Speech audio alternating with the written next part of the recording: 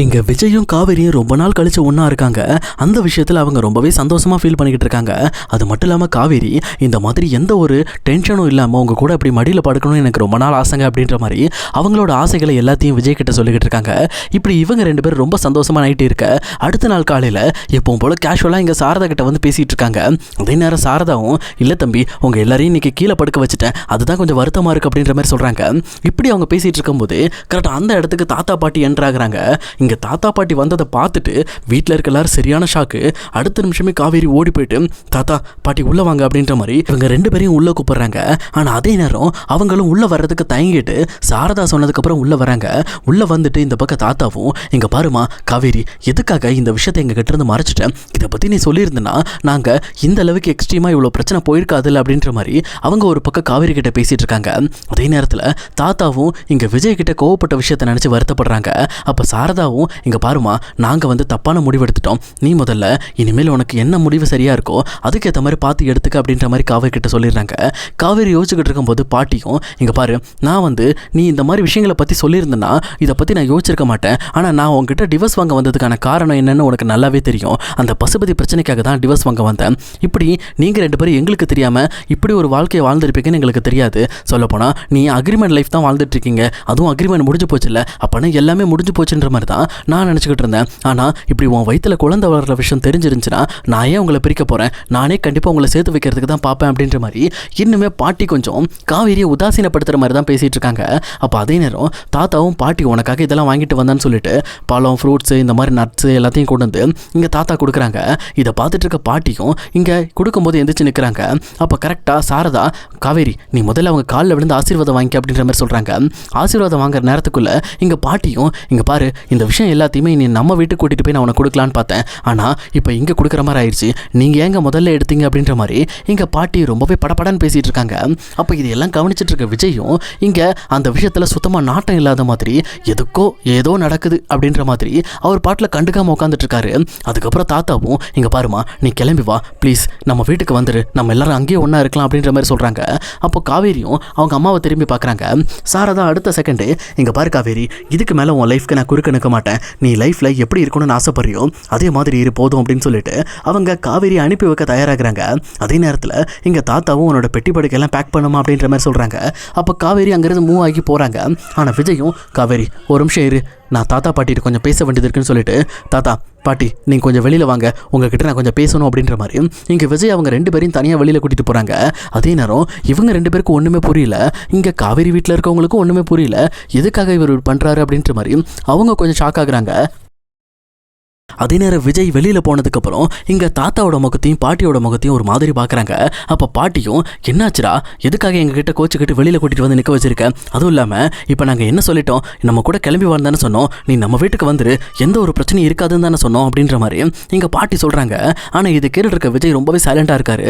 அப்போ தாத்தாவும் விஜய் வாயை திறந்து பேசுப்பா, என்னாச்சு பாட்டி கேட்குறதுக்கு பதில் சொல்லு அப்படின்ற மாதிரி கேட்குறாங்க. ஆனால் அப்போ விஜயும் இங்கே பாருங்க தாத்தா எனக்கு இந்த வீட்டை விட்டு வர்றதுக்கு விருப்பம் இல்லை, நான் இந்த வீட்டில் தான் இருக்க விரும்புகிறேன், சொல்லப்போனால் நான் கொஞ்ச நாளைக்கு இந்த வீட்டில் இருந்துட்டு வரேனே, எனக்கு இப்போதைக்கு நம்ம வீட்டுக்கு வர விருப்பம் இல்லைப்பா அப்படின்ற மாதிரி இங்கே தாத்தா கிட்ட சொல்லிடுறாங்க. இதை கேட்டுட்டு அவரும் சரியான ஷாக் ஆகுறாரு. என்ன விஜய் முடிவு இது, அது உன்னோட வீடுப்பா, அதுவும் இல்லாமல் காவேரி வயிற்றில் வளருது நம்ம குடும்ப வாரிசு, நம்ம வீட்டில் தானேப்பா வளரணும், இங்கே வீட்டில் நீ இருந்து நீ என்ன பண்ண போகிற, அதுவும் இல்லாமல் உன்னோட தொழிலெல்லாம் யார் பாப்பா, அதெல்லாம் யார் வந்து மேனேஜ் பண்ணிக்குவா அப்படின்ற மாதிரி இங்கே தாத்தா சொல்லிக்கிட்டு இருக்காரு. ஆனால் அப்போ விஜயும் இங்கே பாருங்க தாத்தா அதுதான் ஆல்ரெடி என் தொழிலை மேனேஜ் பண்ணிக்கிறதுக்கு அஜய்னு ஒருத்தன் இருக்கான்ல, அதான் நம்ம பாட்டியோட பொண்ணு ராதாவோட பையன், அவனே எல்லாத்தையும் பார்த்துக்குவான், சொல்லப்போனால் பாட்டி அந்த விஷயத்தையும் செய்கிறதுக்கு தயாராக தான் இருப்பாங்க, அதனால் பாட்டிக்கு என்ன தோணுதோ அதை செய்ய சொல்லுங்கள், ஆனால் என்னால் இப்போதைக்கு காவேரி வீட்டை விட்டு வர முடியாது, நான் இங்கே தான் இருப்பேன், எனக்கு எப்போ அங்கே வரணும்னு தோணுதோ அப்போ வரேன், ஆனால் அதுவும் உறுதி கிடையாது அப்படின்ற மாதிரி இங்கே விஜய் சொல்கிறாரு. இது கேட்டவொன்னே பாட்டிக்கு ரொம்ப கோபம் வந்துடுது. அவங்க என்ன விஜய் நான் உன்னை பழி வாங்கினங்கிறதுக்காக இப்போ மாறி நீ எங்களை பழி வாங்கிட்டு இருக்கியா, எதுக்காக இப்படிலாம் பண்ணிக்கிட்டு இருக்க, நீ இந்த மாதிரி விஜய் காவேரி கர்ப்பமாக இருக்கிற விஷயத்தை பற்றி முன்னாடியே சொல்லியிருந்தா நான் ஏன்டா காவேரி கிட்ட இருந்து உன்னை பிரிக்க போகிறேன் அப்படின்ற மாதிரி மறுபடியும் இங்கே பழைய விஷயத்தையே தோண்ட ஆரம்பிக்கிறாங்க. ஆனால் அப்போ விஜயும் அப்போனா காவேரி கர்ப்பமாக இல்லைன்னா என் கூட எப்படி வாழ்ந்தாலும் பிரச்சனை இல்லை, அவள் வாழ்க்கை எப்படி போனாலும் உங்களுக்கு கவலை இல்லை, இப்போது காவேரி வயிற்றில் உங்கள் குடும்ப வாரிசு வளர்றதுனால தான் இப்போ உங்களுக்கு பிரச்சனையாக இருக்குது, அந்த வாரிசை நீங்கள் உங்கள் குடும்பத்துக்கு கொண்டு போகணுங்கிறதுக்காக தான் யோசிச்சுக்கிட்டு இருக்கீங்க, இந்த மாதிரி கேவலமான புத்தி கண்டிப்பாக பாட்டி வேறு யாருக்கும் வராது அப்படின்ற மாதிரி கோவப்படுறாங்க. ஆனால் இதை கேட்டவொன்னே இந்த பக்கம் பாட்டி ரொம்பவே டென்ஷன் ஆகி போயிடுறாங்க. அவங்க அங்கேருந்து வேக வேகமாக காரை பார்த்து கிளம்புறாங்க. அப்போ தாத்தாவும் விஜய் ஏன்டா இப்படியா பேசினேன் அப்படின்ற மாதிரி கேட்குறாங்க. ஆனால் அப்போ தாத்தாவை பார்த்து விஜயும் இங்கே பாருங்க தாத்தா, காவேரியை எந்த அளவுக்கு பாட்டி கஷ்டப்படுத்திருக்காங்க எனக்கு நல்லாவே தெரியும், அதுவும் இல்லாமல் இப்போ நான் திரும்பி அந்த சொத்துக்காக அங்கே வர விருப்பம் இல்லை எனக்கு, நீங்கள் அந்த சொத்தை அஜய் பேருக்கே எழுதி வைங்க, என்னோட லைஃப்பை நான் பார்த்துக்கிறேன், என் லைஃப்பை எப்படி வாழணும்னு எனக்கு தெரியும் தாத்தா, இதுக்கு மேலே காவேரியை விட்டு ஒரு நிமிஷம் நான் பிரிய மாட்டேன், ஏன்னா இங்கே காவேரியை நான் அந்த வீட்டுக்கு கூட்டிகிட்டு வந்தாலும் கண்டிப்பாக அந்த குழந்தை பிறந்ததுக்கப்புறம் பாட்டியும் இங்கே சித்தியும் சேர்ந்துக்கிட்டு காவேரியை எங்கிட்ட இருந்து எப்படி பிரிக்கலாம் தான் பிளான் பண்ணுவாங்க, ஏன்னா அவங்க எப்போவுமே பசுபதிக்கு பயந்து பயந்து காவேரியை எங்கிட்ட இருந்து தள்ளி வைக்க ட்ரை பண்ணுறாங்க, அது சரி வராது தாத்தா, நான் சொல்கிறத கேளுங்க, என்னை இப்போ ஏன் வழியில் விட்டுருங்க, நான் எனக்கான வாழ்க்கையை நான் பார்த்துக்கிறேன் தாத்தா, இப்போ என்னால் அங்கே வர முடியாது, ஏன்னா எனக்கு அந்த வீட்டில் நடந்த துரோகம் வேறு யாருக்கும் நடந்துடக்கூடாது, அந்த அளவுக்கு மோசமான துரோகம் அப்படின்ற மாதிரி விஜய் ரொம்ப வெக்ஸ் ஆகிட்டு வீட்டுக்குள்ளே போகிறாங்க. அப்போ இதை பார்த்துட்டு சாரதாவும் தம்பி என்னாச்சு தாத்தா பாட்டி எங்கே அப்படின்ற மாதிரி கேட்குறாங்க சாரதா.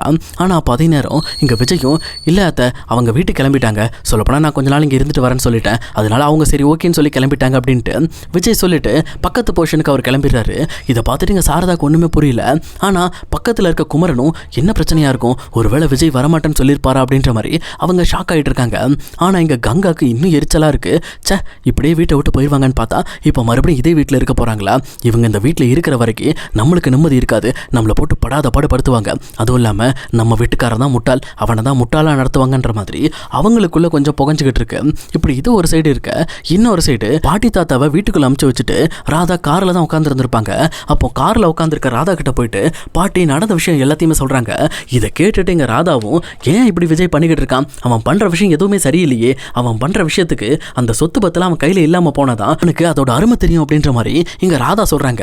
இப்படி இவங்க பேசுறதை கேட்ட உடனே பாட்டியும் ஆமா ராதா நீ சொல்றது சரிதான், சொல்லப்போனா என் பொண்ணு அவன் பேர்ல எழுதி வச்சுட்டு போன சொத்து தான் அவனுக்கு இப்போ பெரிய தலகணத்தை வர வைக்குது, நம்ம முதல்ல டாக்குமெண்ட்டை ரெடி பண்ணுவோம், ரெடி பண்ணி அந்த சொத்து மொத்தத்தையும் இங்க அஜய் பேர்ல மாத்தணும், அப்பதான் அவனுக்கு புத்தி வரும், சொத்து கையை விட்டு போனதுக்கு அப்புறம் தான் அவன் படாத பாடுபடுவான், அப்புறம் அவனே நம்ம வீட்டு தேடி வருவான் பாரு, அதுக்கப்புறம் நம்ம வீட்டில் இருக்கிறதா சரி பாதியா பிரிச்சு மீதியை இவனுக்கு கொடுத்துருவோம் அப்படின்ற மாதிரி இங்க பாட்டியும் ஒரு பக்கம் பேசிட்டு இருக்காங்க. ஆனா இப்படி இவங்க பேசினதுக்கு அப்புறம் ராதாவோட முகத்துல ஒரு டிஃப்ரெண்டான சேஞ்ச் ஆகுது. சொல்லப்போனால் இதுக்காக காத்துக்கிட்டு இருந்த மாதிரியே அவங்க மனசுக்குள்ளே சிரிக்க ஆரம்பிக்கிறாங்க. ஏன்னா ராதா இது வரைக்கும் ரொம்ப வில்லத்தனமாக தான் யோசிச்சுட்டு இருந்திருக்காங்க, எப்படியாவது விஜய்கிட்ட இருக்க மொத்த சொத்தையும் தான் பையன் பேருக்கு மாற்றிட்டோன்னா தான் பையன் நிம்மதியாக வாழ முடியும். சொல்லப்போனால் இனிமேல் யார் வீட்லேயும் நம்ம ஒட்டிக்கிட்டு வாழ தேவையில்ல, நம்மளுக்குன்னு ஒரு வீடு தனியாகவே இருக்கும்ல, அதுவும் நம்ம சொந்த வீடாகவே இருக்கும் அப்படின்ற மாதிரி அவங்க மனசுக்குள்ளே யோசிச்சிருப்பாங்க போல இருக்கு. அந்த யோசனைக்கு ஏற்ற மாதிரி அவங்க முகத்தில் ஒரு சீக்ரெட்டான சிரிப்பு வந்துட்டு போகுது. அதுக்கப்புறம் இந்த விஷயம் எப்படியோ அன்புக்கும் தெரிய வருது. அதுக்கப்புறம் அன்பு ஒரு பக்கம் பசுபதி கிட்டே இதை பற்றி பேசிடுறாரு. அப்போ பசுபதியும் இங்கே ரொம்ப டென்ஷனோட சே இந்த காவேரியும் விஜயும் எப்படி தான் ஒன்று சேர்றாங்கன்னு தெரியலையப்பா, சொல்லப்போனால் ஏமா ராகினி நீ அந்த வீட்டில் இருக்கிறப்போ விஜயும் காவேரியும் சேர வாய்ப்பே இல்லைன்னு என்கிட்ட சொல்லிட்டு இருந்த, ஆனால் இப்போ காவேரி கர்ப்பமாக இருக்கிற அளவுக்கு அவங்க ஒன்றா சேர்ந்துருக்காங்கன்னா நீ சரியாக கவனிக்காமல் விட்டுட்டமா, இப்போ பாரு இப்போ அந்த குழந்தை தான் நமக்கு எதிரியாக வந்து நிற்கும் அப்படின்னு பசுபதி கவலைப்படுறாங்க. ஆனால் ராகினியும் அப்பா எப்படிப்பா அவங்க சேர்ந்துருப்பாங்க, வாய்ப்பே இல்லையப்பா, நான் காவேரியும் விஜயும் சண்டை போட்டுட்டு இருக்க விஷயங்களை தான் நான் பார்த்துருக்கேன், அவங்க ஒன்றா சேர்ந்ததை நான் இது வரைக்கும் பார்த்ததே கிடையாதுப்பா, சொல்லப்போனால் அவங்க ஒன்றா சேர வாய்ப்பே இல்லை, வேற ஏதோ இடத்துல தான் அப்படி நடந்திருக்கணும் அப்படின்ற மாதிரி இங்கே ராகினி பேசிகிட்டு இருக்காங்க.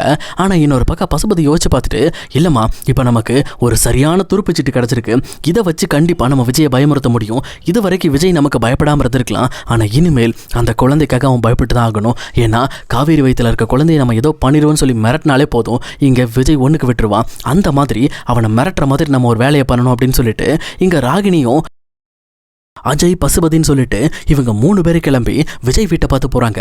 அங்கே போயிட்டு இங்கே விஜய் கிட்ட மிரட்டணும் அப்படின்ற மாதிரி ஒரு முடிவு எடுக்கிறாங்க. அதுக்கேற்ற மாதிரி ஃபஸ்ட்டு சாரதா வீட்டுக்குள்ளே தான் எல்லாம் என்ட்ராகிறாங்க. என்ட்ரான உடனே இந்த பக்கம் சாரதாவை பார்த்துட்டு என்னம்மா தங்கச்சி ரொம்ப சந்தோஷமாக இருக்க போல இருக்கு, உன் வீட்டில் 2 பொண்ணுங்க மாசமாக இருக்காங்க, இன்னும் கொஞ்சம் நாளில் உனக்கு 2 பேரனோ பேத்தியோ வரப்போகுது, அதனால் நீ சந்தோஷமாக இருப்ப அப்படின்ற மாதிரி இங்கே பசுபதி நக்கல் அடிக்கிறாங்க. அப்போ பசுபதியோட குரலை கேட்டு இங்கே வீட்டில் இருக்க எல்லாரும் பதறி போய் வெளியில் வராங்க. அப்போ பசுபதியோட இங்கே ராகினி அஜய்ன்னு சொல்லி எல்லாரும் இருக்கிறத பார்த்துட்டு அப்படியே சரியான ஷாக் ஆகுறாங்க. அதே நேரம் இன்னொரு சைடில் விஜயும் அங்கேருந்து வெளியில் வராரு. விஜயை பார்த்துட்டு, எப்பா விஜய் நல்ல வேலைப்பா, இப்போ தான் நீ உடைச்ச கையெல்லாம் சரியாச்சு, இப்போ தான் கொஞ்சம் நிம்மதியாக இருக்கேன். சொல்லப்போனால் நீ எனக்கு பெரிய தண்டனையை கொடுத்துட்ட, என் கையை உடைச்சி நீ பெரிய தப்பு பண்ணிட்ட. அதனால இனிமேல் இந்த காவேரி எப்படி நான் பழிவாங்கன்னு நினைக்கிறேனோ அதே மாதிரி உன்னையும் நான் பழிவாங்கன்னு நினைப்பேன். ஆனால் அதுக்கு ஒருத்தனையும் என் கூட நிற்கிறது யார் தெரியுமா? பாத்தியா, உன் தம்பி அஜய் தான் என் மாப்பிள்ளைக்கு இப்போ நான் தான் மெயினான ஆளு. நான் என்ன சொன்னாலும் என் மாப்பிள்ளை கேட்பான். இனிமேல் நீங்கள் நிம்மதியாகவே வாழ முடியாது, அந்த அளவுக்கு உங்களுக்கு நான் பயத்தை காட்டிக்கிட்டே இருப்பேன் அப்படின்ற மாதிரி இங்கே பசுபதி சொல்லிக்கிட்டு இருக்காங்க. அப்போ விஜயும் டக்குன்னு யோசிக்காமல் ஒரு முதுகுலேருந்து ஒரு அருவாளை விருவுறாரு. உருவுனது மட்டும் இல்லாமல், இங்கே பாரு பசுபதி, நான் எப்பவும் அமைதியாக இருப்பான்லாம் நினைக்காத. இதுக்கு முன்னாடி நான் பணக்கார விஜயா இருந்தேன், அதனால எல்லா விஷயத்தையும் பார்த்து அமைதியாக போயிட்டு இருந்தேன். ஆனால் இதுக்கு மேலே அப்படி நான் இருக்க மாட்டேன். ஏன்னா எனக்கு இப்போ முக்கியம் என் பொண்டாட்டி வயிற்றில் வளர்ற குழந்தை. அந்த குழந்தையோட சேஃப்டிக்காகவும் என் பொண்டாட்டியோட சேஃப்டிக்காகவும் நான் கொலை கூட பண்ண தயங்க மாட்டேன். இதுக்கு முன்னாடி உன் கையை உடைச்சிருப்பேன், அதெல்லாம் ஒரு சாதாரண கோபம். ஆனால் இப்போ நிதானமாக இருக்கேன். நிதானத்தில் எனக்கு கோபம் வந்துச்சுன்னா என்ன ஆகும் தெரியுமா? உன் குடும்பம் அழிஞ்சு போகும். சொல்லப்போனால் நான் உன்னோட நிறுத்த மாட்டேன். முதல்ல நான் ஆரம்பிக்கிறது ராகினி கிட்ட இருந்தால் ஆரம்பிப்பேன். ராகினி, என் தம்பின்னு பார்க்காம அஜய், அதுக்கப்புறம் தான் உங்ககிட்ட வருவேன். இதெல்லாம் முடிச்சுட்டு உங்ககிட்ட வர்றப்போ நீ கதறிக்கிட்டு இருப்ப. சொல்லப்போனால் இப்போவே நீ கதற மாதிரி ஒரு விஷயத்த பண்ணட்டுமா அப்படின்னு சொல்லிட்டு அந்த அருவாள் எடுத்து இங்கே ராகினியோட கழுத்தில் வைக்கிறாங்க. இதை பார்த்துட்டு ஒரு நிமிஷம் இங்கே பசுபதி உலண்டு போயிடுறாரு. விட்டுரு விஜய், தெரியாமல் பண்ணிட்டோம், விட்டுரு, இதுக்கு மேலே நாங்கள் இங்கே வரமாட்டோம், முதல்ல என் பொண்ணை விடுறா அப்படின்ற மாதிரி ரொம்ப கோபத்தோட கத்திக்கிட்டு இருக்காங்க. அதே நேரம் இதை பார்த்துட்டு இருக்க சாரதாவும் ஒரு நிமிஷம் மிரண்டு போயிடுறாங்க. ஆனால் அப்போ சாரதாவை பார்த்து, இங்கே பாருங்க அத்தை, நீங்கள் பயப்படாதீங்க, கண்டிப்பாக இந்த குடும்பத்துக்கு நான் கார்டியனாக இருப்பேன். உங்களோட வீடு, எங்களோட சொத்து எல்லாத்தையும் நான் மீட்டு கொடுப்பேன். அதுவும் இல்லாமல் இந்த பசுபதியோட வீக் பாயிண்ட் என்னங்கிறத நான் தெளிவாக புரிஞ்சுக்கிட்டேன். அப்போ கண்டிப்பாக இவன் இனிமேல் என்னை பார்த்து பயப்படுற மாதிரி தான் இருக்கும். இவன் என்னை பார்த்தாலே நடுங்கணும், அந்த மாதிரி ஒரு விஷயத்த பண்ணணும் அப்படின்னு சொல்லிட்டு இங்கே ராகினியோட கழுத்தில் அந்த அருவாளை வச்ச விஜய் கரெக்டாக அந்த கழுத்தில் ஒரு சின்ன கோடை போடுறாங்க. போட்டது மட்டும் இல்லாமல் ராகினியும் கதர்னு கதறாங்க. அப்போ அதே அருவாளை எடுத்து மறுபடியும் இங்கே பசுபதியோட கழுத்தில் வச்சு, இங்கே பாருடா, உனக்கு இதான் லாஸ்ட் வார்னிங், இன்னொரு டைம் இந்த வீட்டு வாசலை நீ மிதிச்ச, நீ யாருன்னெலாம் பார்க்க மாட்டேன், வெட்டி துண்டு ஆக்கிடுவேன் அப்படின்ற மாதிரி பசுபதி ராகினி மிரட்டி வெளியில் அனுப்புகிறாங்க. ஆனால் அப்போது அவங்க வெளியில் போகும்போது அஜயும் இருக்காரு. அஜயை பார்த்துட்டு, இங்கே பாரு அஜய், உன்னை என் தம்பின்னு தான் நான் மன்னிச்சு விடுறேன். இன்னொரு டைம் இவங்க கூட சேர்ந்துக்கிட்டு நீ என் குடும்பத்துக்கு ஏதாவது பண்ணணும்னு நினச்ச, உன்னை மட்டும் இல்லை உன் பொண்டாட்டையும் சேர்த்து சீவிடுவேன் அப்படின்ற மாதிரி அஜய் ஒரு மிரட்டி அனுப்புகிறாங்க.